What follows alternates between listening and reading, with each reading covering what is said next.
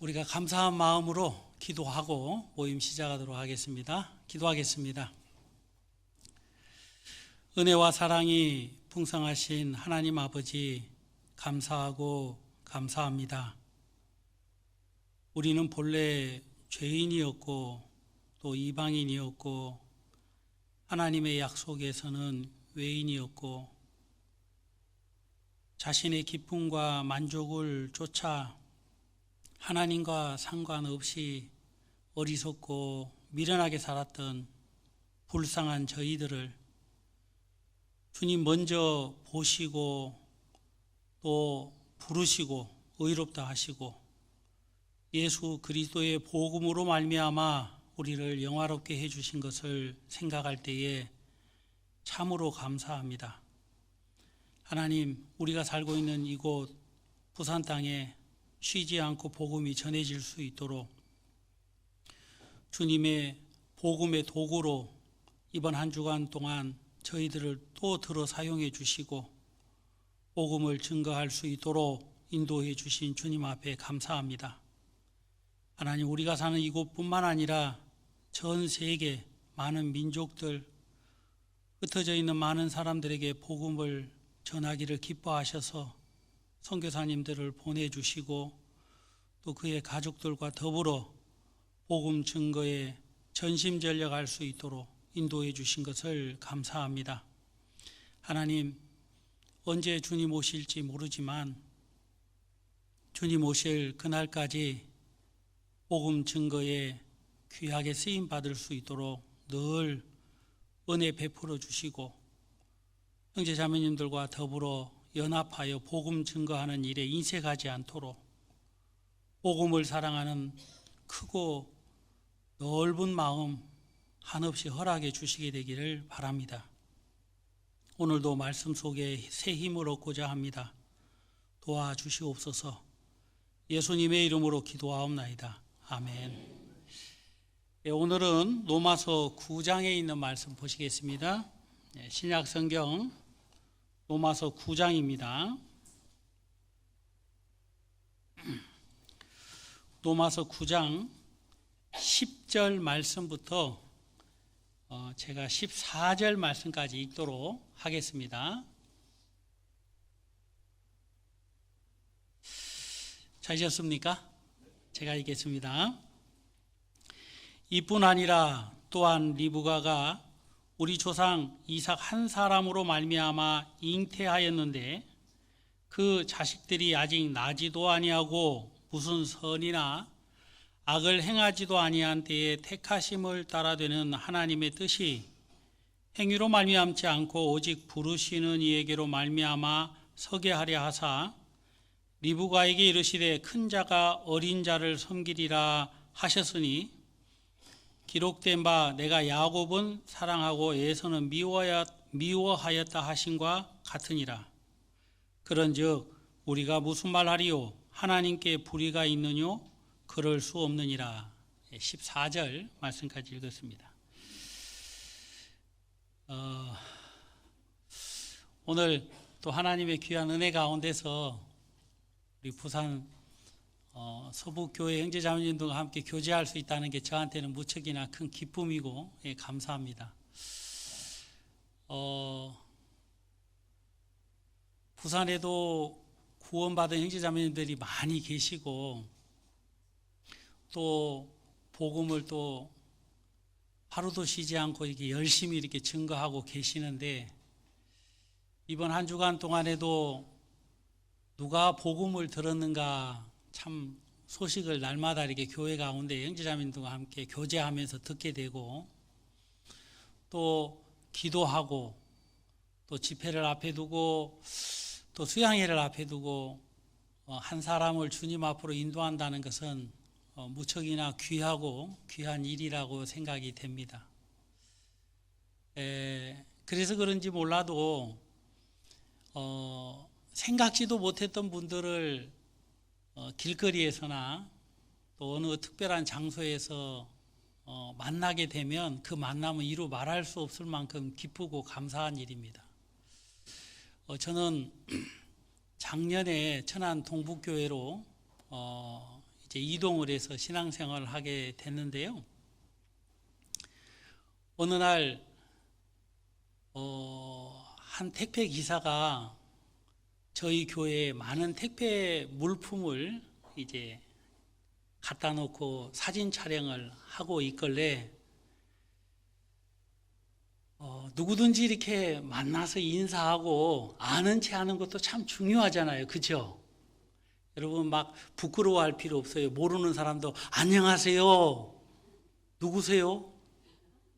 하고 이제 좀 난처한 그런 경우도 없지 않아 있는데 저도 엘리베이터 안에서 어떤 어르신한테 인사를 했어요. 어르신 안녕하세요. 그랬더니 어르신이 저를 빤히 쳐다보면서 누구요? 그러더라고요. 그래서 왜 인사 안 해요? 그래서 반가워서 인사한다고 그랬더니 아니 엘리베이터 안에서 뭐가 그렇게 반가워가지고 인사를 하냐고 그 이유가 뭐냐 그래서 엘리베이터 같이 타가지고 반갑다고 그 어르신이 말씀은 안 하시지만 별 싱거운 사람 다 봤네 이런 표정을 짓더라고요. 그러더만 그 어르신이 무안하셨는지 나중에 안녕하세요 하고 저한테 인사를 해 주셔서 짧은 시간이지만 웃고 지나간 적이 있습니다. 우리가 굳이 꼭 모르는 사람까지 인사를 해야 되나 싶지만 우리는 다 목적이 있잖아요. 하나님의 귀한 복음을 값없이 전해야 될 사명이 있는 사람들이기 때문에 어떤 사람이든지 간에 반갑게 아는 체 하고 또 짧은 시간이지만 기회가 되면 복음을 전할 수 있는 은혜를 입으면 그것보다 더 영광스러운 일이 어디 있나 싶습니다.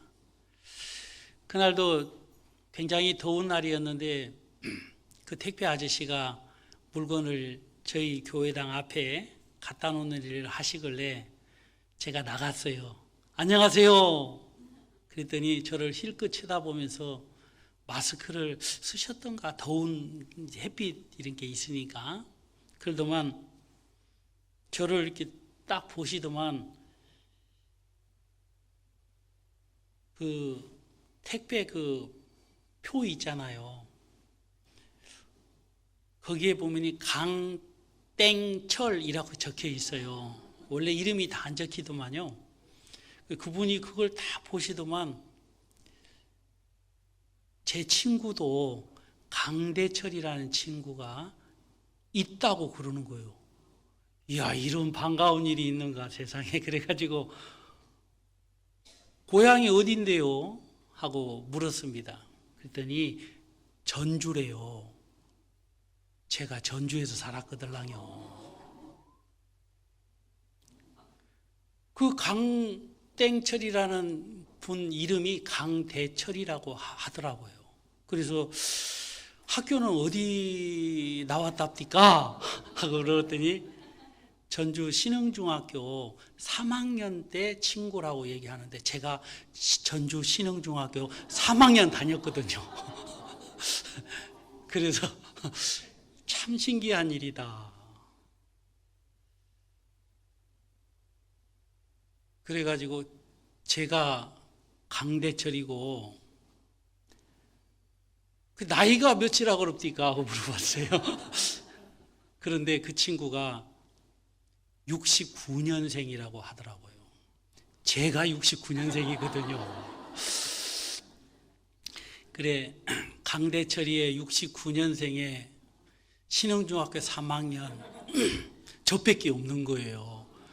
그래서 제가 말씀하고 있는 그 사람이다 그랬더니 그 택배 아저씨가 네가 강대철이가 그러더라고요. 내가 강대철이라 그랬더니 내 상명이다 그러는 거예요. 근데 너무 안타까운 건 제 머릿속이 하얀하게 생각이 하나도 안 나는 겁니다. 거의 한 20년 동안 해외에서 살다 보니까 한국 생활을 제 의도적으로도 잊어버리려고 애를 많이 쓰고 그 나라에서 그 나라 사람이 돼야 되지라는 간절함의 기도를 너무 많이 했는지 내 과거도 다 잊어버렸어요. 너희 죄와 너희 불법을 다시 기억지 아니하리라.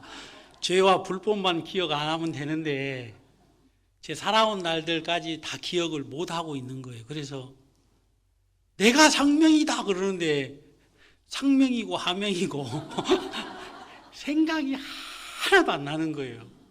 근데 또 우리는 또 표정 관리를 잘하잖아요. 그랬습니까? 반갑습니다. 그러고 이제 인사하고 이제 다음에 한번 만나자. 자기는 바로 앞에 산대요. 너무나도 기쁜 일이긴 한데 이놈의 머리가 왼수라 기억이 안 나가지고 그날 밤에 헤어지고 난 이후에 기도를 많이 했거든요. 하나님 기억하게 해주세요. 강상명이 누군지 기억이 안 납니다. 하고 밤새도록 잠을 깊이 못 자고 뜬밤을 보내면서 기억을 더듬었는데 아침이 되니까 그 택배 아저씨 얼굴이 제 중학교 3학년 때 그 친구의 얼굴하고 싹 겹치는 것을 제가 경험했습니다. 그리고 저는 그 친구를 그날 만나고 난 이후에 기도 제목이 생겼어요. 하나님, 이 친구가 구원받게 되기를 바랍니다. 근데 그 전에 제가 한국에 돌아와서 지나가는 바람이 하나 있었습니다. 해외에 살다 보면 한국 생활이 그리워서 많은 것들을 이렇게 소원 아닌 소원을 품는 경우가 있는데요. 어제도 우리 임원 형제님 또 자매님과 같이 식사하면서 오늘 저녁 제 소원이 이루어졌다 그러니 그래 말씀드렸더니 무슨 소원이 이루어졌는가 하고 눈을 동그랗게 뜨시고 저를 보시더라고요. 그래서 해외에 있을 때 한국 사람하고 밥 먹는 게 제 소원일 때가 있었다고. 근데 오늘 이렇게 같이 식사하게 돼서 기쁘다 그랬더니 막 웃으시더라고요. 제가 한국에 돌아와서 하나님, 저는 동창생들이 복음을 듣는 그런 참 소원을 하나 갖고 싶습니다 하고 기도를 몇 번 한 적이 있습니다. 근데 너무 막연하고 또 막연한 소원이기 때문에 이루어질까라고 생각을 했고, 제가 사역하는 곳이 서울이었고 지금은 천안이었기 때문에 전주나 군산이나 뭐 익산이나 이런 정읍이나 이런 가까운 데 가면 그런 소원이 좀 이루어질 확률이 좀 있지, 조만간에 이런 소원이 이루어질 거라고는 생각을 못 했어요. 그런데 그날 그 친구를 만났습니다. 그리고 그때부터 기도를 했어요. 하나님, 이 친구가 구원받게 되기를 바랍니다 했는데 하나님은 소원을 이루어 주셨을까요? 안 이루어 주셨을까요? 이루어졌으면 좀 더 힘있게 제가 간증을 할 텐데 아직 안 이루어졌습니다. 몇 번 만나서 식사도 하고 어제는 또 전화를 했더니 이번 주 금요일 날은 전주에 내려간다고 시간이 없다고 그래서 그럼 다음에 한번 만나자 하고 또 약속을 했는데요. 그 일 있고 난 이후에 그 친구 부인 되시는 분이 저희 교회에 출석을 하고 계십니다. 구원은 받지 않았는데, 그래 설교를 하다 보니까 어디서 같이 식사했던 부인이 앞에 와 계셔서 누군가 하고 봤더니 제 친구 부인께서 이렇게 말씀을 들으러 오셨어요. 근데 우리가 참 지혜롭지 못하지요. 아이고 잘 오셨어요. 아유, 네, 많이 기다렸습니다. 이렇게 얘기해야 되는데 어떻게 오셨어요? 이렇게 질문한 거예요. 못 올 때를 온 것도 아닌데 와야 될 때를 오신 건데, 그랬더니 제가 이 교회에 출석한다고 안 했습니까? 그 뒤로 이제 2주째 저희 교회를 출석하고 있습니다. 너무 기쁘고 기쁘죠? 조만간에 하나님의 귀한 복음이 그 친구 부부에게 증거될 거라고 생각이 되고, 그러고 나서 보니까 작은 소원도 하나님이 기도하면 이루어 주시는구나라는 생각을 어젯밤에 많이 했습니다. 그래서 오늘 아침에 제 자매하고 일어나서 잠깐 어떤 교제를 했느냐면, 우리가 하나님께 소원을 가져야 되는데 소원을 안 갖는 것은 너무나도 형편이 뻔하니까 소원을 못 갖는데, 우리가 믿음으로 소원을 가지면 그 소원을 하나님이 이루신다고 말씀하셨는데, 형제 자매님들이 다 소원을 하나씩 가졌으면 좋겠다. 여보, 우리 같이 기도합시다 하고 교제를 했습니다. 여러분도 소원 하나씩 가지면 좋겠지요? 그래서 형제님은 소원이 뭡니까? 라고 물어보면 제 소원은 하고, 또 우리 중에 또 그런 분이 또 간혹가다 있을 수는 있어요. 주택복권 1등 당첨이요. 이제 그런 소원 말고 우리 생각 밖에, 우리 마음 밖에 멀어져 있는 불쌍한 영혼을 우리 마음 안으로 끌어들여 가지고 암탉이 알을 21일 다 품으면 병아리가 되듯이 말입니다. 미처 생각하지 못했던 많은 사람들을 우리 마음 안에 소원으로 품으면 하나님의 선하신 때가 되면 구원을 받아 우리를 기쁘게 할 거라고 생각이 됩니다. 그래서 소원을 좀 가져야 되겠다라는 생각이 들어집니다. 여러분도 그렇죠? 이건 설교가 아닙니다. 이제 설교를 좀 하도록 하겠습니다. 우리가 세상을 살다 보면 많은 사람들을 이렇게 만납니다. 사랑하는 사람을 만나면 얼마나 기쁘고 감사하겠습니까? 그런데 그렇지 못한 사람을 만나는 경향도 없지 않아 있습니다. 그런데 성경에 보면 많은 사람들이 예수님을 만나는 그런 내용들이 사복음서뿐만 아니라 사도행전 이하 신약성경 여러 군데 예수님을 만나는 이야기가 기록이 되어져 있습니다. 오늘은 그 많은 말씀 중에서 누가복음 18장에 보면 어떤 관원이라는 사람이 예수님을 만나게 됩니다. 여러분, 어떤 관원이라 하면 그 당시에 종교적으로 또 정치적으로 유력한 행사를 하는 그런 사람을 얘기합니다. 그러니까 도덕적으로나 윤리적으로 흠이 없는, 말 그대로 사람들에게 존경을 받는 그런 랍비라는 칭호를 받을 수 있는 사람들입니다. 그러니까 대단한 사람들이죠. 그죠? 근데 이제 이 어떤 관원이 누가복음 그 18장 18절에 예수님을 만나서 이런 질문을 합니다. 내가 무엇을 하여야 영생을 얻으리까? 라고 말입니다.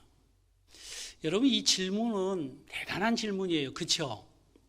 이 질문은요, 그 사람의 질문뿐만 아니라 성경에 예수님께서 이 사람과의 만남을 통해서 이 관원이 예수님한테 질문한 이 질문 내용을 뚜렷하게 기록을 해 놓으신 것은 무엇인가 우리에게 분명하게 가르쳐주고 싶은 말씀이 있기 때문에 그렇습니다. 여러분 따라해보세요. 내가 무엇을 하여야 영생을 얻으리까? 너무나도 평범한 질문 아니겠습니까? 그런데 이 질문 내용을 보면 이 관원의 질문뿐만 아니라 이 시대, 다시 말하면 예수님 시대를 말씀도 하지만 우리가 살고 있는 우리 시대 때에도 많은 사람이 영생을 얻기 위하여 어떠한 방법을 가지고 영생을 얻으려고 하는지를 성경에 기록을 해 놓으셨단 말입니다. 내가 무엇을 하여야 영생을 얻으리까라고 질문을 이 관원이 하니까 예수님이 네가 계명을 아느냐 그러면서 십계명에 대한 말씀을 하십니다.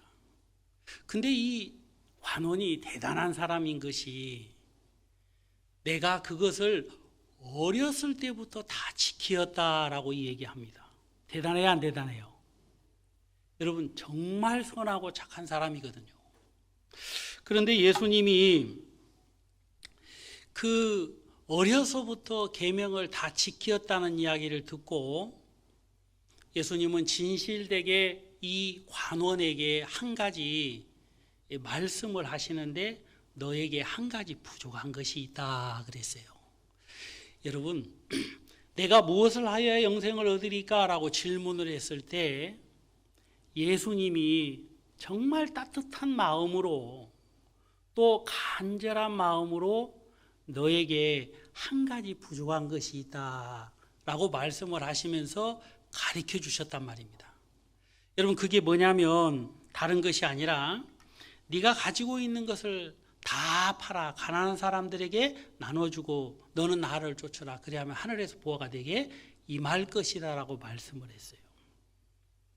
근데 이 관원이 큰 부자인 거로 예수님의 말씀을 듣고 심히 근심하면서 예수님을 등지고 떠나게 됩니다. 이제 그 관원을 예수님은 보시고 뭐라고 말씀을 하시느냐면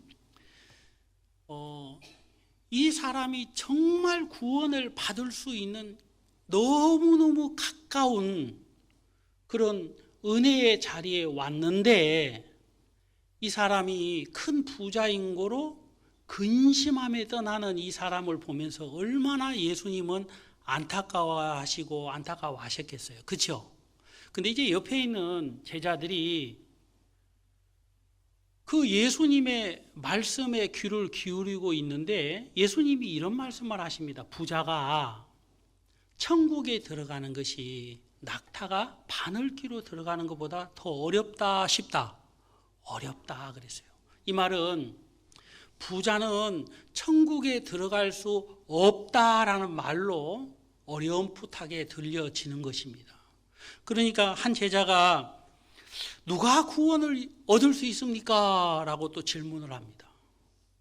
부자는 절대 구원을 받을 수 없다라는 예수님의 말씀 앞에 제자들도 깜짝 놀라면서 그러면 누가 구원을 받을 수 있습니까? 라고 질문을 하니까 예수님이 이런 말씀을 하셔요. 무릇 사람이 할 수 없는 것을 하나님은 하실 수 있느니라. 하나님은 하실 수 있다라는 말씀을 하시는데 이 말씀을 통해서 우리가 한 가지 배울 수 있는 것이 있습니다. 그것은 다른 것이 아니라 사람이 할 수 없는 것을 하나님은 하실 수 있는데 그렇다면 구원을 받을 수 없는 사람도 구원을 받을 수 있다는 얘기도 되고 또 이 부자도 절대적으로 구원을 받을 수 없다라는 말씀 앞에서 또 어떻게 보면 구원을 받을 수도 있다라는 말씀이기도 합니다. 이 말은 무슨 말이냐 하면 부자가 내가 무엇을 하여야 영생을 얻으리까? 라는 이 질문 앞에 이 사람의 속뜻이 나타나 보여지고 있는데 행위로는 구원을 받을 수 없지만 다른 방법으로는 구원을 받을 수 있다라는 말씀이기도 한 거예요. 우리가 성경 한 구절 찾아보겠습니다. 갈라디아서 3장입니다. 신약 성경 갈라디아 3장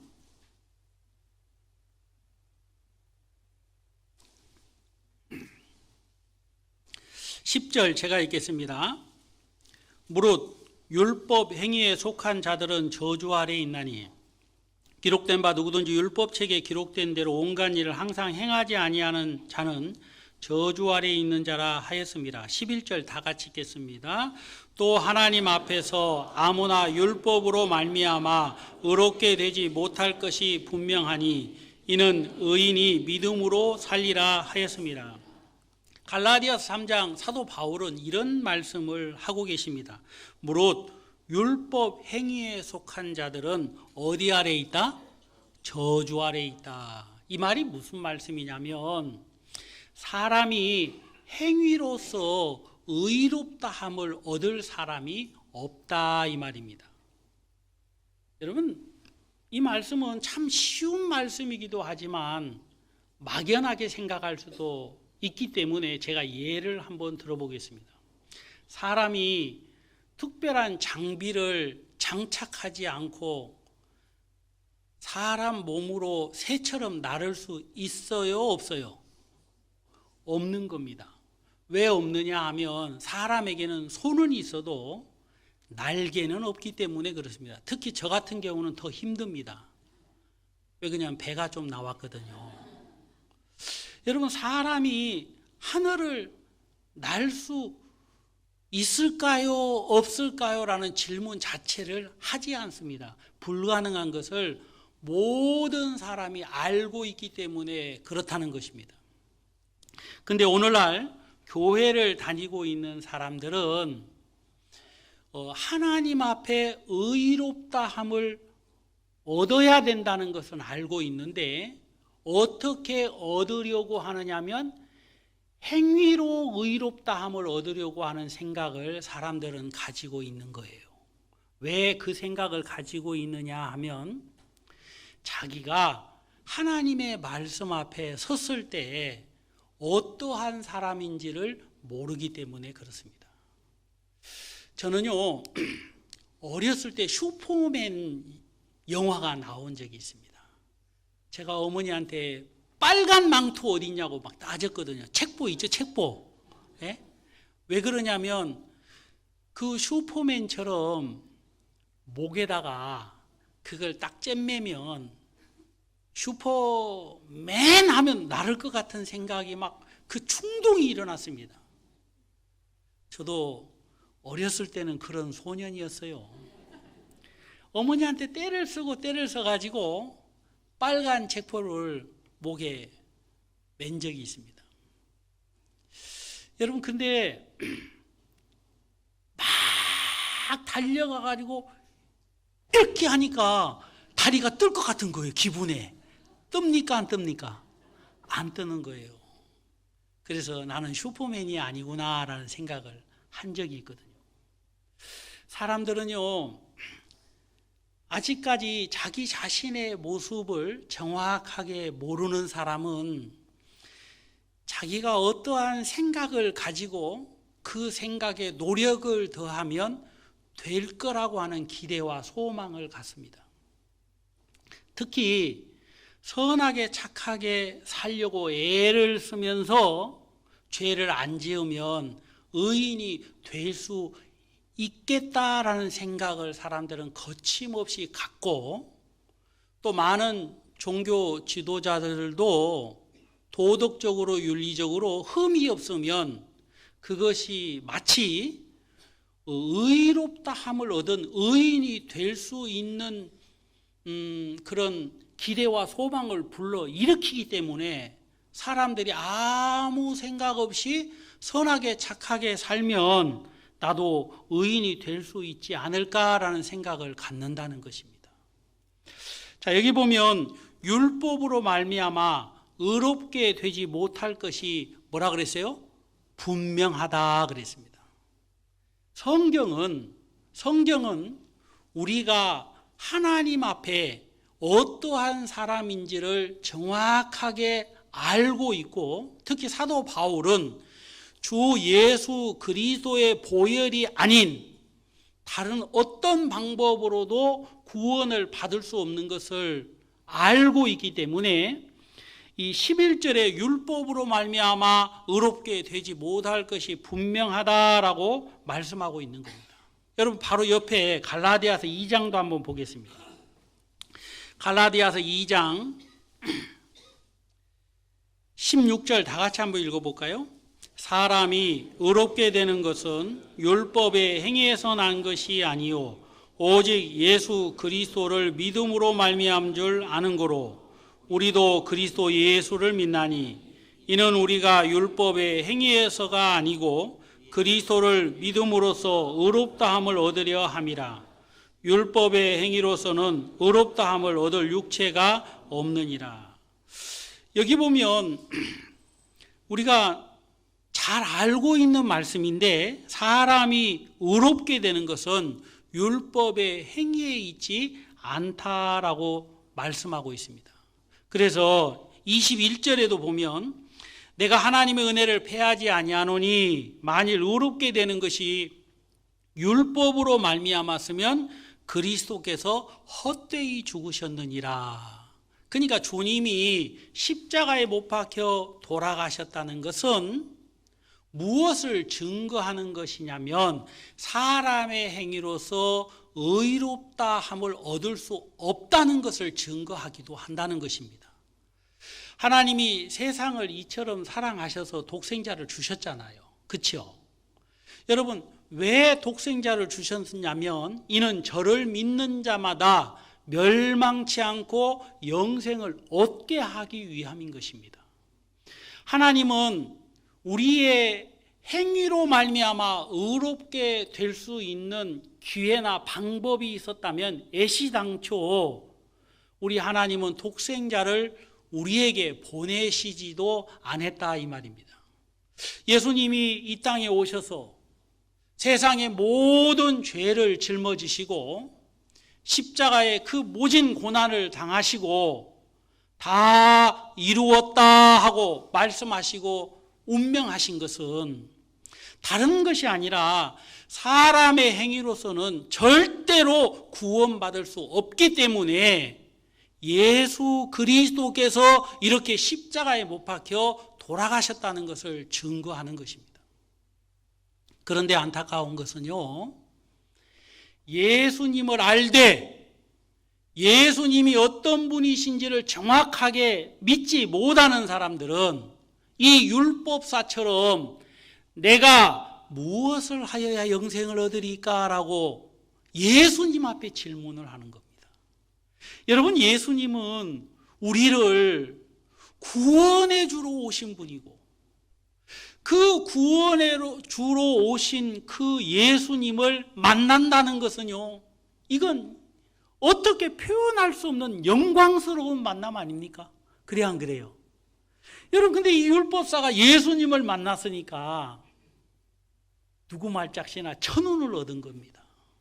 그런데 그 예수님을 향하여 영생을 얻고자 하는 마음은 있으되 자기 행위로 말미암아 영생을 얻으려고 하니까 이 사람은 가장 행복한 사람이기는 한데 가장 불행한 사람이 되는 겁니다. 우리는 이 생각을 해야 되는 것이 우리 주님이 십자가에 못 박혀 돌아가셨다는 것은 분명하게 주님 외에 다른 방법으로는 구원을 얻을 다른 이름이 없다라고 사도행전에 나와 있는 것처럼 하나님이 우리를 불쌍히 여기셔서 예수 그리스도를 보내셨기 때문에 그리스도를 믿지 않고는 절대로 다른 방법이 없는 것을 알아야 된다는 것입니다. 오늘 읽었던 우리가 갈라디아서 2장 16절에 보면 오직 예수 그리스도를 믿음으로 말미암은 줄 아는 거로라고 말씀하고 있어요. 여러분 따라해보세요. 오직이 뭡니까? 단 한 가지 방법을 말씀하시는 것입니다. 여러분 제2의, 제3의, 제4의 방법이 있는 것이 아니라는 거예요. 구원을 얻는 것은 그 어떤 방법이 존재하지 않고 딱 한 가지 방법밖에 없는데 그 방법이 뭐냐? 예수 그리스도를 믿는 것입니다. 여러분, 그리스도를 믿는 것 외에 다른 방법이 없는데 사람들은 그걸 아는지 모르는지 끊임없이 자기 자신의 행위에 기대를 두고 영생을 얻으려고 무단히도 애를 쓰니까 그 애쓰는 그 수고가 하나님 앞에 오히려 점점 멀어지게 하는 것입니다. 여러분, 오늘 여기 부산 바닷가 있잖아요. 바닷가. 여러분, 바닷가 보면 막 가슴이 설레요, 안 설레요? 아이고, 지긋지긋해. 아우, 냄새도 막, 아우, 짠 냄새. 아우, 싫어. 이렇습니까? 우리가 좋은 말만 합시다. 좋은 말만. 바다를 보니까 가슴이 설레요, 안 설레요? 야, 이 바다를 건너서 복음을 전하러 가야 되는데 이런 마음 생기죠? 이야, 나는 바다를 보면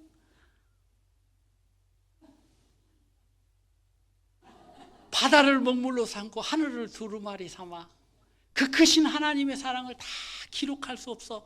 아이고, 나 바닷물 맛 한번 봐야 되겠다 하고 막 찍어 먹기도 하고 그러죠. 저는 그래 봤어요. 여러분, 이 부산 하면 뭐 유명한 것이 많이 있습니다만 세상적으로 보면 이제 바닷가 도시 아닙니까? 그렇죠? 여러분, 한 사람이 구원을 받고 하나님의 사랑을 기록을 하는데 바다를 먹물로 삼아서 그 하나님의 사랑을 하늘에 기록을 다 할 수 없다 그러니까 얼마나 하나님의 사랑이 크냐 이 말입니다. 여러분, 왜 그 하나님의 사랑이 크냐면 이 하나님의 구원의 사랑은 행위로 말미암지 않고 오직 예수 그리스도로 말미암았기 때문에 그런 것입니다. 로마서에 보면요, 사람이 의롭게 되는 것이 율법의 행위로 말미암았으면 자랑할 것이 있잖아요. 그렇죠? 그러나 여러분, 하나님 앞에서는 자랑할 것이 없는 거예요. 아브라함에 대한 이야기를 하고 있으면서 그 말씀을 하시는 거예요. 여러분, 아브라함이 자기 행위로 말미암아 의인이 됐다면 많은 사람들 앞에서 자기를 자랑하겠지만 하나님 앞에서는 자랑할 게 없는 거예요. 근데 아브라함은 하나님 앞에서 믿음으로 말미암아 의롭다함을 얻었기 때문에 그는 자기 자신에 대해서는 자랑할 것이 없을는지는 몰라도 늘 하나님 앞에 은혜롭고 감사하고 기쁜 거예요. 여러분, 로마서 4장을 한번 보도록 하시겠습니다. 바로 또 옆에 장이니까 한번 보겠습니다.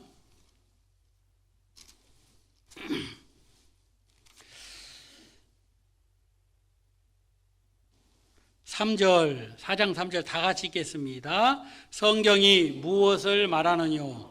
아브라함이 하나님을 믿음에 이것이 저에게 의로 여기신 바 되었느니라. 아브라함이 하나님을 믿음에 이것이 저에게 의로 여기신 바 되었다 그랬습니다. 하나님은 우리들에게 아브라함을 통해서도 무엇을 말씀하고 있느냐면 아브라함이 행위로 말미암아 구원받은 것이 아니라 예수 그리스도를 믿음으로 말미암아 구원을 받았다라는 말씀을 하고 있는 거예요. 그러니까 우리가 영생을 얻는 것은 우리에게 있는 거예요? 예수 그리스도의 믿음에 있는 거예요? 예수 그리스도의 믿음에 있는 것입니다. 그래서 6절에 보면 일한 것이 없이 하나님께 의로 여기심을 받는 사람의 행복에 대하여 다윗이 말한 바 그 불법을 사하심을 받고 그 죄를 가리우심을 받는 자는 복이 있고 주께서 그 죄를 인정치 아니할 사람은 복이 있도다 그랬습니다. 여러분, 불법을 사하심을 받고 그 죄를 가리우심을 받고 그 죄를 인정치 아니할 사람은 복이 있다 그랬는데 이걸 가능케 한 것이 예수 그리스도의 보혈인 겁니다. 맞아요, 안 맞아요? 맞죠. 예수 그리스도의 보혈을 믿는 자만이 구원을 받을 수 있는 것입니다. 그래서 우리가 하나님 앞에 한 가지 분명하게 알아야 될 것이 있는데, 그게 다른 것이 아니라 우리가 구원을 받는 것은 우리의 행위가 아닌 하나님의 큰 은혜로 말미암아 되는구나라는 사실인 겁니다. 자, 우리가 본문 말씀으로 돌아가서 로마서 9장 13절 말씀에 보면 이런 말씀이 있습니다. 기록된 바 내가 야곱은 사랑하고 에서는 미워하였다 하신과 같으니라. 그런즉 우리가 무슨 말하리요? 하나님께 불의가 있느뇨? 그럴 수 없느니라. 자, 우리가 이제 오늘 설교 제목이 여기 나오는데, 하나님이 이런 말씀을 하십니다. 내가 야곱은 사랑하고 에서는 미워하였다, 이러는 거예요. 그런데요, 우리는 누구를 사랑하고 누구를 미워하는 데 있어서 항상 그 사랑과 미움의 조건이 그 상대방의 행위라는 것입니다. 그래야 안 그래요? 이쁜 짓 하면 뭐 주는 것도 없는데 받는 것도 없는데 다 예뻐요. 그래야 안 그래요? 그렇죠? 군대에서요, 고참이 전라도 사람인데 그렇게 괴롭히면요, 졸업하고 나서 전라도 쪽으로도 오줌을 안 산다고 합니다. 경상도 분이 고참인데 그렇게 괴롭히면 이상하게요, 경상도 얘기만 하면 아유 막 이러는 경우가 옛날에 종종 있었다고 합니다. 여러분, 하나님은 우리에게 무슨 말씀을 하고 계시느냐 하면, 이 무슨 행위가 나쁘냐 좋으냐를 따라서 하나님이 사랑하느냐 미워하느냐 이렇게 결론 지은 것이 아니고, 무슨 선이나 악을 행하지도 않았는데 하나님은 야곱을 사랑하고 에서를 미워했다라고 말씀을 하시는 거예요. 여러분, 그런데요, 야곱을 사랑했다라는 건 이해가 됩니다. 근데 에서를 미워했다라는 것은 하나님으로서는 조금 과한 표현이 아닌가라고 생각을 해볼 수도 있겠지요. 그것도 무슨 뭐 에서가 미운 짓을 해가지고 막 나쁜 짓을 해가지고 막 철천지 온 세상 사람들의 원수로 악을 행했다면 또 우리가 충분히 이해가 되는데, 무슨 선이나 악을 행하지도 않았는데 하나님이 에서를 미워했다 했으니까 꼭 이렇게 말씀을 하셔야 되나라고 생각을 할 수도 있는 겁니다. 그런데 하나님이 이렇게 말씀하신 이유를 우리가 이해를 하려면 왜 하나님이 예수 그리스도를 이 땅에 보내셨는지를 생각해야만 하는 것입니다. 여러분, 제가 서두에 짧은 시간 여러분들한테 말씀드렸다시피 사람이 행위로서 의롭다 함을 얻을 수 있는 길이 있고 방법이 있다면 예수님이 이 땅에 오실 이유가 있어요, 없어요? 없지요. 여러분, 근데 하나님은 독생자를 이 땅에 보내신 이유는 저를 믿는 자마다 멸망치 않고 영생을 얻게 하시기 위하여 예수 그리스도를 보내셨다라고 말씀을 하셨으니까, 하나님의 눈에는 이 세상 모든 사람이 다 뭘 받게 될 운명이라고요? 멸망받게 될 운명에 처해 있는 겁니다. 한 사람으로 말미암아 죄가 세상에 들어오고 죄로 말미암아 사망이 왔나니 모든 사람이 죄를 지었으므로 사망이 모든 사람에게 이르렀느니라. 우리가 하나님 앞에 어떠한 사람인가 우리는 잘 몰라도 하나님은 우리를 잘 알고 있는 거예요. 제가 어느 날 교회에서 봉사를 하다가 기름기 있는 물건을 만지고 저도 모르게 이렇게 했어요. 지난주 이야기입니다. 자매 봉사 이제 어머니 회장님도 계시고 뭐 이제 형제님도 계시고 그러는데 아무도 목사님 여기 이렇게 묻었어요 이 얘기하는 사람이 없는 거예요. 근데 저는 이게 묻어 있으면서도 묻어 있는 줄 모르는데 참 가재는 개편이라고 누가 와서 가르쳐 줬을까요? 제 자매가 와서 여보 세수해야 돼요. 뭔 세수? 뭐 묻었나? 했는데 얘가 또 묻었네. 손이 보니까 기름이 많이 묻었어요. 화장실에 들어가서 거울을 보니까 여기에 시커먼 게 묻었더라고요. 그래서 제가 다시 한번 제 아내를 사랑하게 됩니다. 이런 것 때문에 사랑한다는 것은 아니고 사랑을 늘 느끼고 있다 이 말입니다. 여러분, 누군가가 말해주지 않고 누군가가 보여주지 않으면 절대로 자기의 모습을 깨달을 수 있을까요? 없을까요? 없는 겁니다. 제가 한 번은 그 원주민들한테 복음을 전하러 갔는데 거기에 보면 크리스탈 강이 있어요. 야, 정말 성경에는 안 나와 있지만 주라기 공원에서 나오는 그런 강처럼 막 신비스럽고 막 대단한 거예요. 그래 제가 그 원주민 형제님과 또 다른 형제님 두 분하고 함께 거기 가서 수영을 하려고 했더니 원주민 형제님이 목사님 빨리 가십시다 그러는 거예요. 아니 일평생 다시 못 올 기회를 놓칠 수는 없잖아요. 좀 기다려봐요. 내가 좀 수영 좀 하게 그랬더니 목사님 가야 됩니다. 가야 돼요 그래요. 왜 그런가 했더니 거기에 표범이 그 표범 같은 거 있죠. 그 표범이 자주 출현을 하는데 출현하면 죽는 거예요 한 사람은. 그래서 이제 저 그 얘기를 안 들었을 때는 좀 기다려봐요. 이야 막 확 물로 뛰어들으려고 했는데 그 얘기를 딱 듣는 순간 빨리 갑시다. 목숨은 하나니까 빨리 갑시다.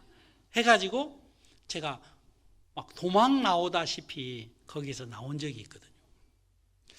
여러분, 사람이 뭔가 모르면 되게 용감한 것처럼 보일 때가 있잖아요. 그래 안 그래요? 여러분, 뭔가 좀 모르면 자기가 대단한 사람이라고 착각할 때도 있습니다. 여러분, 세상에 얼마나 잘나고 얼마나 똑똑한 사람이 많습니까? 누가 그러더라고요. 뛰는 사람 위에 어찌 알았습니까? 나는 사람 위에 모르시지요. 올라탄 사람이 있답니다. 세상에는요 정말 잘생기고 똑똑하고 그런 유능한 사람이 너무너무 많은데 많은 사람들은요 자기가 한두 가지 뭘 잘하면 잘하는 사람인 줄로 착각하고 오만하고 교만한 마음을 먹을 때가 너무 많은 거예요. 그렇기 때문에 하나님 앞에 무릎을 꿇고 하나님 나를 불쌍히 여겨주세요. 나를 좀 살려주세요 라고 한없이 하나님의 은혜와 긍휼을 구하며 주님의 구원을 간절히 바라는 마음을 갖기가 참 쉽지 않다는 것입니다. 여기 보면 하나님이 이런 말씀을 하십니다. 자식들이 아직 나지도 아니하고 무슨 선이나 악을 행하지도 아니할 때에 라고 하나님은 말씀을 하시면서 하나님이 이런 말씀을 하셔요. 하나님의 뜻이 행위로 말미암지 않고 그랬어요. 여러분, 하나님은 우리를 부르실 때에 무엇으로 부르셨느냐 하면 행위로 부르신 것이 아니다라고 말씀하셨는데 이 부분을 설명하기 위해서 하나님은 야곱은 사랑하고 에서는 미워했다라고 말씀하시는 것입니다. 근데 하나님이 특히 에서를 미워했다라는 이 말씀은 창세기 27장에 보면 그가 아버지의 축복을 받을 때에 무엇으로 축복을 받으려고 하느냐면 자기의 재능 있는 사냥 잘하는 기술로 축복을 받으려고 활과 전통을 가지고 들에 나가 사냥을 하게 되는 것을 보게 됩니다. 성경은요 아주 명확하게 기록을 해놨어요. 그러나 하나님의 축복은 그렇게 받는 것이 아닌 거라고 오늘 여기에 나와 있는 로마서 9장 11절의 말씀처럼 무슨 선이나 악을 행하지도 아니할 때에 택하심을 따라 되는 하나님의 뜻이 행위로 말미암지 않고 부르시는 이에게로 말미암아 서게 하려 하사 그랬거든요. 그러니까 야곱이 축복을 받는 것이 어머니 리브가의 그 은혜로 말미암아 축복을 받는 것을 분명하게 성경에 기록을 해 놓으셨다 이 말이에요. 그러니까 축복은 누가 받느냐?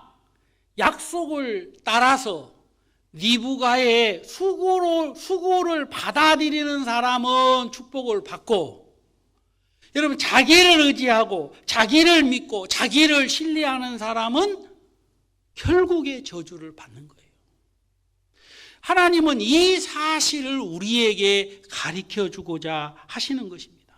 여러분 근데 하나님이 야곱은 사랑하고 에서는 미워했다 그러면 사람들은 무엇이 어쩌고 어째? 아니 하나님이 좀 불공평한 거 아니야? 라고 생각을 할 수도 있어요. 그런데 오늘 읽었던 이 14절의 말씀을 보면 우리 다 같이 한번 읽어볼까요? 14절 로마서 9장 14절 찾으셨습니까? 다 같이 읽겠습니다. 그런즉 우리가 무슨 말 하리요? 하나님께 불의가 있느뇨? 그럴 수 없느니라. 하나님은 불의가 없다 그랬어요. 다시 말하면 사랑할 자를 사랑하고 미워할 자를 미워했는데 그 이유가 뭐냐면 하나님은 긍휼의 하나님이신 것입니다. 여러분 따라해보세요. 긍휼의 하나님. 여러분 긍휼이라는 말을 잘 쓰지 않습니다만은 요즘 말로 바꾸면 불쌍히 여기시는 하나님이다 이 말입니다. 여러분 구원자는 누구에게 필요하느냐 하면 구원을 받아야 될 사람한테 필요한 거예요. 우리 주님은 우리를 부르실 때에 우리의 행위를 따라 부르신 것이 아니고 하나님의 긍휼을 따라 우리를 불렀기 때문에 여러분 야곱도 에서도 하나님 앞에는 다 긍휼을 입어야 될 사람인데 이 에서는요 자기 행위를 의지하는 겁니다.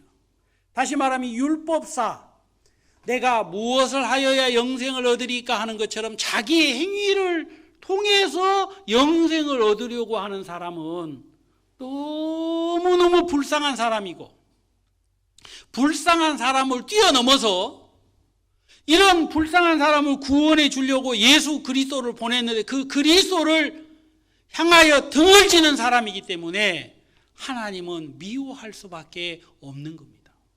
여러분 제가 시간이 없어서 다 말씀을 찾을 수 없습니다만은 이 에서에 대한 성품에 에서에 대한 삶에 대한 이야기가 오바댜서에 말라기서에 보면 잘 나와 있는데요. 에서의 후손 에돔이라는 이 족속들의 특징이 있는데 이 특징이 어떤 특징이냐 그러면 하나님이 무너뜨리면 무너뜨림을 당해야 되는데 그래서 하나님 내가 무너졌습니다. 나에게 은혜를 베풀어 주십시오 하고 주님 앞에 나와야 되는데 이들은 무너뜨림을 당하였으나 내가 다시 쌓으리라 그러면서 하나님은 무너뜨리고 자기는 다시 쌓고 하나님은 다시 무너뜨리고 자기는 다시 쌓고 계속해서 지금까지 그러고 있는 거예요. 여러분 우리는 짧은 인생을 살아가고 있습니다. 저도 나이가 젊기 때문에 제가 감히 여기 많이 어르신들도 계십니다만 인생을 말씀드릴 수는 없습니다만은 제 짧은 인생 속에서 하나님이 무너뜨리는 일들을 참 많이 하셨어요. 제가 초등학교 2학년 때 아버님이 돌아가신 일들을 통해서 집안이 어렵게 되고 형님이 아프고 정말 많은 어려운 일들을 통해서 제가 원치 않지만 울을 때도 많고 슬퍼할 때도 많고 괴로울 때도 많았어요.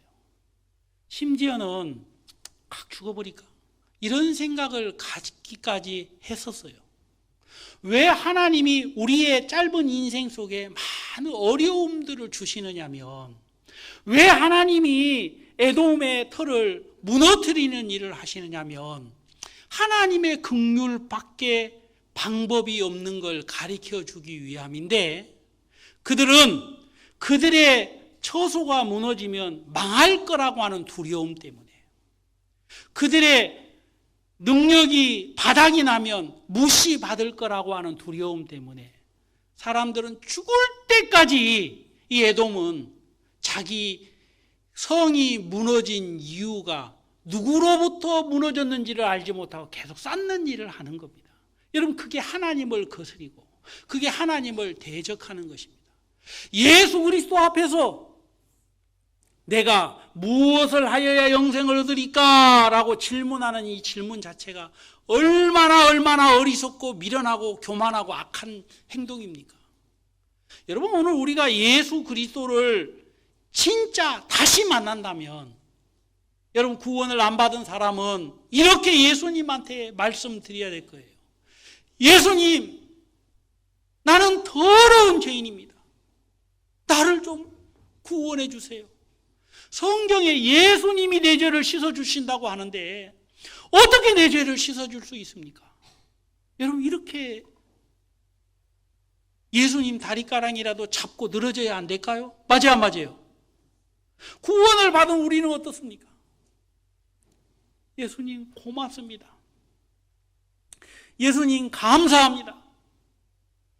벌레만도 못한 나를 구원해 주셔서 내가 하나님의 복음을 전하는 도구로 쓰임을 받게 됐으니 너무너무 감사합니다. 여러분, 예수님이 삭개오를 만났을 때, 삭개오야, 오늘 밤에 내 집에 유하여야 하겠다라고 말씀하셨을 때 삭개오가 기쁜 마음으로 내려와서 예수님을 영접했던 것처럼, 예수님, 오늘 저녁에는 다른 어떤 집 가면 안 돼요. 우리 집 가셔야 돼요. 그렇게 해야 될까요? 안 해야 될까요? 죄송합니다. 비현실적인 이야기를. 여러분, 예수님을 만난다면 얼마나 기쁘고 얼마나 감사하겠어요. 그래, 안 그래요?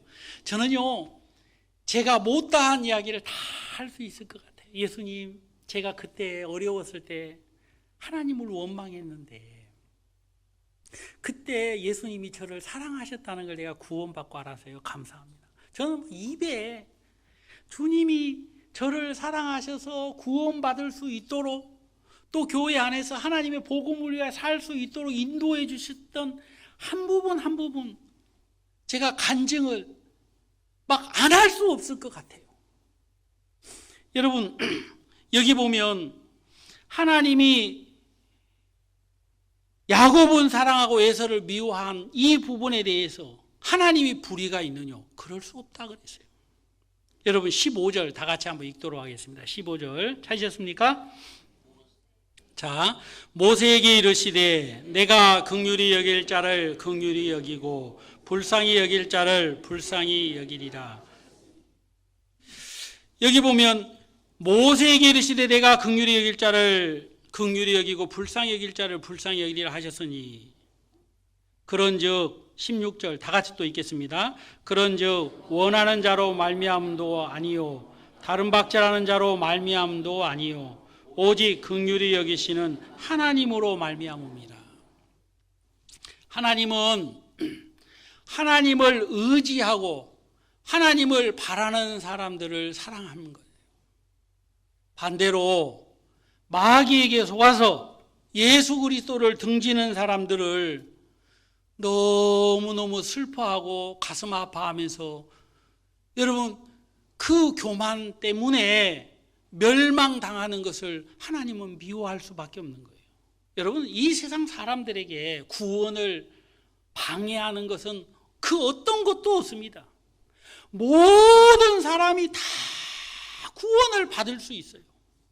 그러나 딱 하나 문제가 뭐냐면 사람이 교만하면 구원을 받을 수 없는 것을 봅니다. 여러분, 우리가 아무리 모든 것을 다 갖추고 있어도 암에 걸리면 그 암을 방치하면 우리 생명을 빼앗게 되는 거예요. 여러분, 그 암이 내 몸 안에 있다고 해서 그 암을 사랑하는 사람은 없습니다. 여러분, 그 암이 하는 일이, 그 암이 하는 목적이 무엇인지를 알기 때문에 여러분, 그 암이 우리 몸 안에 있다면 우리 몸을 사랑하는 것만큼 여러분, 암을 미워하게 돼 있는 거예요. 맞아요, 안 맞아요? 맞죠? 여러분, 예수 그리스도의 그 긍휼의 은혜를 입지 못하게 만드는 것이 있는데 그건 다른 것이 아니라 자기 행위를 의지해서 구원을 받으려고 하는 사람이 그게 하나님 보시기에 미움을 받을 수밖에 없는 거예요.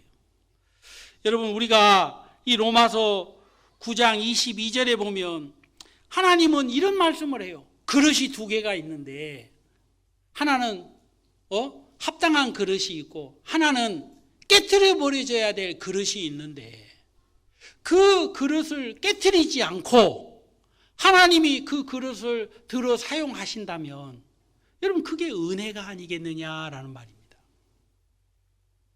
여기 9장 21절, 토기장이가 진흙 한 덩어리로 하나는 귀 있을 그릇을 하나는 천 있을 그릇을 만드는 권이 없겠느냐. 여러분, 하나님이 그릇에 대한 이야기를 했는데 하나는 토기장이가 여러분 천 있을 그릇을 만들고 한 그릇은 귀 있을 그릇을 만드는데 토기장이가 이렇게 만들 뜻이 여러분 불의합니까? 합당합니까? 합당한 거예요. 자주 그런 말씀을 합니다만은 같은 흙이지만 토기장이의 뜻을 따라서 접시를 만들 수도 있고 요강을 만들 수도 있는 거예요. 여러분, 우리는 하나님 앞에 어떤 사람들이냐 그러면 진노를 받아서 능히 깨트려져야 될 그릇이 우리 모습인데 여러분, 그런 깨져버려야 될, 버림받아야 될 우리가 하나님의 은혜와 긍휼을 입었다면 그건 이루 말할 수 없는 하나님 앞에 감사와 기쁨 아니겠어요? 그래 안 그래요? 그런데 사람들은 그렇게 생각을 하지 않는 겁니다. 여기 24절 다 같이 읽겠습니다. 이 그릇은 우리니 곧 유대인 중에서뿐 아니라 이방인 중에서도 부르신 자니라. 25절 26절 또 읽겠습니다. 호세아 그래도 이르기를 내가 내 백성 아닌 자를 내 백성이라 사랑치 아니한 자를 사랑하는 자라 부르리라. 너희가 내 백성이 아니하리라 한 그곳에서 저희가 살아계신 하나님의 아들이라 부름을 얻으리라. 하나님은 내 백성이 아닌 자를 내 백성이라. 여러분들이 저를 봤을 때 어떻습니까? 저 오늘 그래봐도요 목욕제기 하고요 머리 드라이까지 한 사람입니다. 그리고 최고로 좋은 옷 입고 오늘 이 자리에 섰거든요. 그런데 하나님은 우리에게 뭐라고 말씀하시냐면 강대철 너는 내 백성이 아니야. 여러분, 우리는 진노를 받을 수밖에 없는 그런 이방인이고 약속에서 외인이었다 이 말입니다. 여러분, 심지어 사도 바울은 그가 구원을 받고 난 이후에 자기가 하나님의 은혜로 된 것이지 자기는 아무것도 아니다라고 간증하시는 것을 우리가 볼 수 있습니다. 여기 보면 내 백성이 아니라 한 자를 내 백성이라고 하나님이 말씀하시는 거예요. 그게 뭐 때문이냐 그러면 따라해보세요. 긍휼. 사랑치 아니한 자를 사랑하는 자라 부르리라. 여러분, 우리가 하나님의 사랑을 입을 조건이 갖춰져 있는 사람입니까? 아닌 거지요. 근데 오늘 하나님이 우리를 사랑하는 자다라고 말씀하시는 거예요. 그 이유는 무슨 이유냐 하면 긍휼입니다. 긍휼. 다시 말하면 하나님의 긍휼로 말미암아 우리가 하나님의 자녀가 된 것입니다. 오늘 많은 사람들은 하나님의 긍휼하심을 입어야 될 자신을 모르고 사는 것입니다. 여러분, 문제가 있다면 허물과 실수가 있는 것이 문제가 아니라 자기가 하나님의 긍휼하심을 입어야 될 사람이라는 걸 모르고 사는 것이 문제인 겁니다.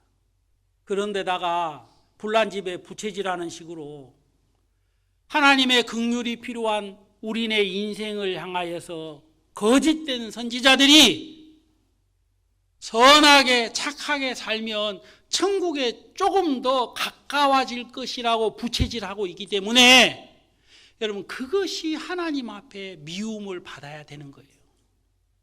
여러분, 자주 우리는 마태복음 23장 화 있을진저 바리새인과 서기관들에 대한 이야기를 하지 않습니까?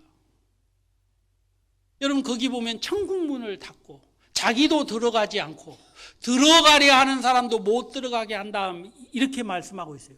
여러분, 그게 뭐냐면 행위로 말미암아 구원받게 하려고 많은 종교 지도자들이 그리스도를 바라보지 못하고 자기 자신을 바라보고 자기 자신에게 기대와 소망을 두면서 죽을 때까지 애쓰도록 만드는 것이 거짓된 복음이다, 이 말입니다. 갈라디아서에 보면 사람을 기쁘게 하랴 하나님을 기쁘게 하랴 사람을 좋게 하랴.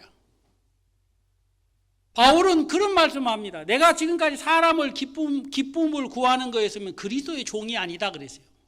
바울은 사람을 기쁘게 하는 것이 아니라 주님이 기뻐하시는 것이 무엇인지를 알고 있었기 때문에 행위로 말미암지 않고 그리스도를 믿음으로 말미암아 구원받는 부분을 갈라디아서 2장 3장에서 분명하게 말씀을 했고, 여러분 갈라디아 3장 8절에 보면 아브라함도 하나님의 복음을 들음으로 말미암아 구원을 받았으니까 아브라함도 믿음으로 구원을 받은 거 아니냐, 아브라함 시대 때 무슨 율법이 있었느냐, 이 말씀을 하고 있는 거예요.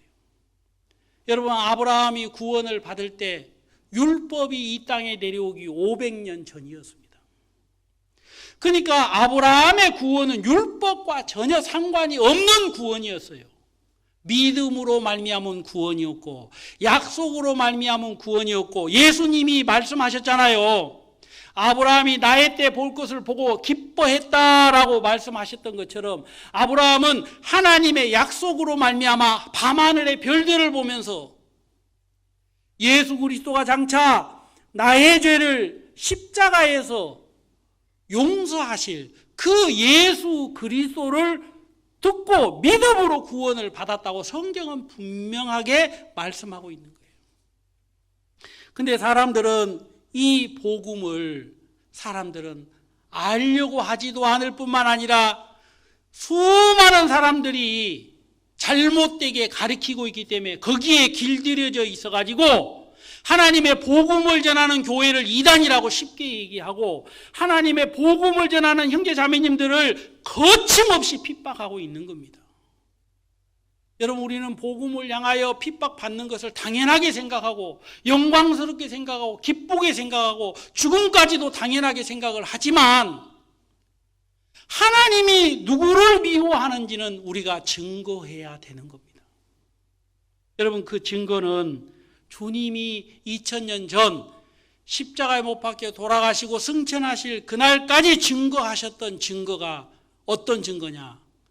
율법의 행위로 말미암아 구원받으려고 하는 율법주의자들을 향하여서 주님은 거침없이 싸웠던 것처럼 오늘 이 시대에 우리가 싸워야 될 싸움은 다른 것이 아니라 예수 그리스도의 복음을 등지고 행위로 말미암아 구원받으려고 여러분 많은 사람들을 넓은 길로 인도하는 그 종교와의 싸움이기도 하는 것입니다.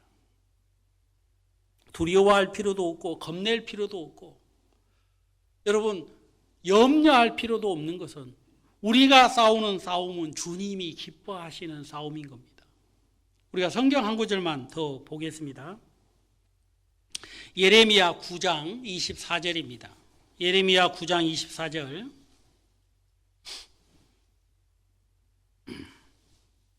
예레미야 9장 24절입니다. 다 같이 읽겠습니다. 자랑하는 자는 이것으로, 아직 안 찾으셨죠? 예레미야, 구약성경 예레미야 9장 24절 찾으셨습니까? 다 같이 읽겠습니다. 자랑하는 자는 이것으로 자랑할지니 곧 명철하여 나를 아는 것과 나 여호와는 인자와 공평과 정직을 땅에 행하는 자인 줄 깨달을 것이니라. 나는 이를 기뻐하노라. 여호와의 말이니라. 우리가 구원함을 받고 자랑해야 될 것이 두 개가 있어요. 여러분, 구원을 받은 사람이 자랑해야 될 것이 두 개가 있는데, 그게 뭐냐면 주님의 긍휼을 자랑해야 되는 거예요. 여러분, 다른 거 자랑할 필요가 없어요. 예수 그리스도의 십자가 아래서 우리가 자랑할 게 뭐가 있겠습니까? 여기 보면 자랑하는 자는 이것을 자랑할지니 그랬어요. 하나님을 아는 것과, 다시 말하면 여호와는 인자와 공평과 정직을 땅에 행하는 자인 줄을 깨닫는. 여러분, 이 땅에서 하나님이 인자와 공평과 정직을 어떻게 행하셨느냐면 십자가로 행하신 것입니다. 그래서 갈라디아서 6장 14절에 보면 십자가 외에 결코 자랑할 것이 없다라고 사도 바울은 간증하고 있어요. 모든 것을 뭐라고 얘기했다고요? 배설물로 여겼다 그랬습니다. 나는 십자가 외에 다른 것을 알지 않기로 작정을 했다 그랬어요. 아이고, 저 사람은 맨날 구원, 십자가. 아니, 도대체 십자가가 뭐요? 십자가요, 우리의 죄가 씻어지는 것이요. 미쳤구나, 너 미쳤어, 너 큰일 났다, 너 큰일 났다. 세상 그렇게 살면 안 돼, 너 피곤해. 저는 피곤해도 괜찮아요. 이 얘기는 전해줘야 되겠어요. 사람들이 미쳤다고 손가락질하고 조롱하고 그래도 계속 그러니까, 이거 완전 미친놈이네 이거. 한번 얘기해봐. 도대체 뭐요? 얘기해봐 하고 또 얘기해줬거든요. 그랬더니 뭐라 그러냐면, 네 말이 맞네 그러시는 거예요. 여러분, 우리는 미친 소리 들어도 됐으면 됩니다. 그래 안 그래요? 하나님이 우리를 어떻게 긍휼을 베풀어 주셨는지, 여러분, 긍휼하심을 입은 자의 사명은 다른 것이 아니라 주님이 긍휼하신 분이라는 것을 증거하는 것입니다. 여러분, 주님은 모든 사람을 용서하신 분인 것을 증거해야 되는 거예요. 여러분, 이 세상이 다 갖춰져 있는 것 같지만요, 우리가 알지 못하는 곳에 그 사망과 여러분 그 어두움 속에 고통받고 있는 사람들이 참 많습니다. 여러분, OECD 국가 중에서 우리나라는요, 여러분, 자살하는 사람이 그렇게 많다고 합니다. 여러분, 다 웃고 즐거워하는 것 같아도요, 여러분, 우리 주위에 웃음을 잃어버린 지 오래된 사람들이 너무 많아요. 여러분, 그런 사람들을 향하여 우리가 염려할 필요도 없고 두려워할 필요도 없고 걱정할 필요도 없는 것은, 여러분, 우리가 믿음을 가져도 확실하게 가질 수 있고 두려워할 필요가 없는 것은 그 모든 사람에게 그리스도가 필요하다는 것을 우리는 확신하고 있는 겁니다. 여러분, 미쳤다는 소리를 들어도 괜찮잖아요. 나를 구원하신 하나님, 나를 긍휼히 여기신 하나님, 당신에게도 필요합니다 라고 증거하는 것은 예수님의 구원을 받은 그리스도인으로서 마땅히 가져야 될 사명인 겁니다. 여러분, 자랑하는 자는 이것을 자랑할지니, 뭘 자랑하라고요? 긍휼이 풍성하신 하나님을 자랑하는 것입니다. 두 번째로 우리가 자랑해야 될 것이 있는데, 그 자랑은 뭐냐 그러면 우리는 하나님의 긍휼을 입은 사람입니다. 무엇을 입은 사람이라고요? 그렇지요.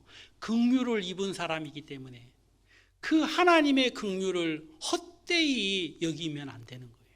자, 성경 한 구절만 보겠습니다. 로마서 5장입니다. 로마서 5장. 로마서 5장입니다. 8절 말씀 한번, 제가 7절 읽을 테니까 여러분이 8절 읽어주시면 감사하겠습니다. 의인을 위하여 죽는 자가 쉽지 않고 선인을 위하여 용감히 죽는 자가 혹 있거니와 우리가 아직 죄인 되었을 때에 그리스도께서 우리를 위하여 죽으심으로 하나님께서 우리에 대한 자기의 사랑을 확정하셨느니라. 그러면 이제 우리가 그의 피를 인하여 의롭다함을 얻었은즉 더욱 그로 말미암아 진노하심에서 구원을 얻을 것이니. 여러분, 여기 보면 아직 죄인 되었을 때에 그리스도께서 우리를 위하여 죽으셨다 그랬습니다. 여러분, 그래서 우리가 구원을 받았고 주님이 우리를 위하여 죽으신 그 죽으심은 우리를 향한 하나님의 사랑인 겁니다. 하나님 감사합니다. 제가 구원받았을 때는 저희 어머니가 제 자리를 잡고 막 울 때였어요. 대철아, 엄마 소원이니까 한 번만 들어보다오.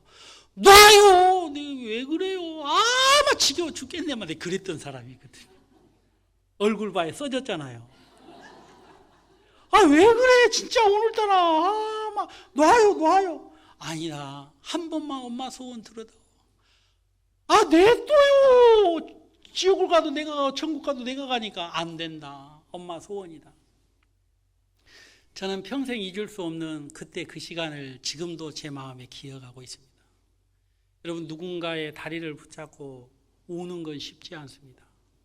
그 사람의 영혼을 불쌍히 여기는 마음이 차고 넘쳤기 때문에 그런 것이죠. 어머니가 자식을 사랑하는 건 당연하지만 한 영혼이 구원을 받아 하나님의 자녀가 될 수 있도록 다리를 붙잡는 것은 너무나도 귀한 일 아닙니까? 오늘 하나님은 우리를 위하여 이런 큰 은혜를 베풀어 주셨다는 사실을 기억하고 잊지 않게 되기를 원하시는 겁니다. 우리가 성경 한 구절만 더 보겠습니다. 요한 1서입니다. 요한 1서 4장 9절 제가 읽겠습니다. 요한 1서 4장 9절입니다. 찾으셨습니까? 하나님의 사랑이 우리에게 이렇게 나타나신 바 되었으니 하나님이 자기의 독생자를 세상에 보내심은 저로 말미암아 우리를 살리려 하심이라. 사랑은 여기 있으니 우리가 하나님을 사랑한 것이 아니요 오직 하나님이 우리를 사랑하사 우리 죄를 위하여 화목제로 그 아들을 보내셨습니다. 11절 크게 마지막 말씀이니까 같이 읽도록 하겠습니다. 사랑하는 자들아, 하나님이 이같이 우리를 사랑하셨은즉 우리도 서로 사랑하는 것이 마땅합니다. 여러분, 하나님은 우리에게 이 귀한 사랑을 허락해 주셨습니다. 여러분, 그 사랑이 여러분 마음속에 있습니까? 예, 그리스도의 사랑입니다. 오늘 여러분이 집에 돌아가시거들랑 생각하세요. 하나님이 나에게 준 이 사랑을 누군가에게 나누어 주고 싶습니다. 하나님, 이 사랑을 누구한테 나누어 주어야 될까요? 하나님, 주님의 사랑을 내가 나눠주고 싶습니다. 이 사랑을 누구한테 나누어 줘야 될까요? 하고 물으시기를 바랍니다. 이거 숙제입니다. 아시겠어요? 그래서 어떤 사람의 얼굴이 여러분의 마음에 떠오른다면 그건 하나님이 여러분들에게 복음을 증거하게 하시기 위한 하나님의 섭리라고 믿고 여러분 그 사람을 향하여 기도하면서 복음을 전한다면 지금 당장 이 자리에 또 우리와 함께 구원을 받아서 신앙을 하지 못할 것처럼 보일지 몰라도 내년 여름 수양에 갑니다. 맞아 안 맞아요? 갑니다. 그리고 제2의 제3의 여러분과 같은 분들이 하나님께 영광을 돌리고 우리 교회 안에 가득 채워질 거라고 생각이 됩니다. 저희 교회에 한 100여 명 정도 교회에 나오시는데 제가 그런 생각을 했어요. 어제 밤새도록 그런 생각을 했어요. 우리 형제 자매님들한테 소원을 갖게 해야 되겠다. 어떤 소원? 하나님, 저 다른 거 필요 없습니다. 한 사람만 허락해 주세요. 한 사람만 허락해 주세요 하고 한 사람을 위하여 수고하고 한 사람을 위하여 희생하고 한 사람을 위하여 기도하는 그런 형제 자매들로 다 바뀌었으면 좋겠다라는 마음이 들어졌습니다. 여기 보면 우리가 다 읽었던 것처럼 11절 다 같이 한번 더 읽도록 하겠습니다. 사랑하는 자들아, 하나님이 이같이 우리를 사랑하셨은즉 우리도 서로 사랑하는 것이 마땅하냐. 우리는 예수 그리스도의 자녀입니다. 하나님의 자녀인 거죠. 그래서 그 그리스도의 사랑이 우리 안에 있는데 그 사랑을 또 다른 여러분들에게 증거하는 것이 우리의 사명이라고 생각이 됩니다. 여러분, 우리도 서로 사랑하는 것이 뭐하다고요? 따라해보세요. 마땅하다. 기도하겠습니다. 하나님 아버지 감사합니다. 우리를 죄에서 구원해 주시고 값없이 하늘나라의 소망을 두며 남은 생에 하나님의 복음을 위하여 힘있게 살아갈 수 있도록 축복해 주신 걸 감사합니다. 하나님, 오늘 우리에게 이 복음을 허락해 주셨사온즉 예수 그리스도의 그 큰 사랑과 긍휼을 자랑하는 사람이 되게 해주시고 또 그 긍휼을 베푸는 사람이 되게 주님 인도해 주시옵소서. 우리 교회가 하나님의 복음을 증거하는 데 멈추지 않도록 축복해 주시게 되기를 다시 한번 간곡하게 부탁을 드리고 이 생명의 복음을 증거하는 일에 쓰임받는 사랑하는 형제자매님들 될 수 있도록 늘 역사해 주시옵소서. 오늘 이 시간 말씀으로 교제할 수 있도록 함께 참여할 수 있도록 인도해 주신 하나님께 감사를 드리고 예수님의 이름으로 기도하옵나이다. 아멘.